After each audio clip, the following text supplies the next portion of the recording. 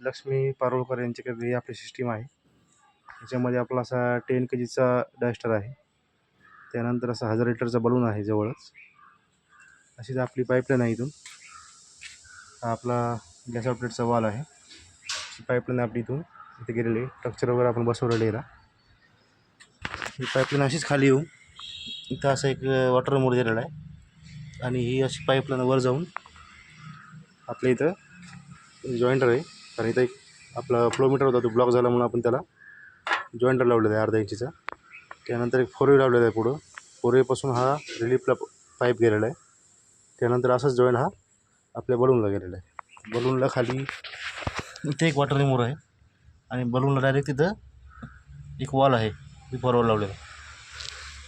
अशीच ही पाईपलाईन आपली पुढं या बिफोर 4 वेपासून समोर जाऊन अशी इकडे येऊन आपली अशा प्रकारे आपली इथं ही शेगडी आहे. शेगडीच्या आधी एक असा बिफोरवाल दिलेला आहे. त्यानंतर एक हा शेगडीला जॉईंट आहे. अशा प्रकारचा आपला हा बर्नर आहे इथे. तर अशा प्रकारे यांचा हा राजलक्ष्मी पारोळकर यांच्याकडील सर्किट व्हिडिओ आहे.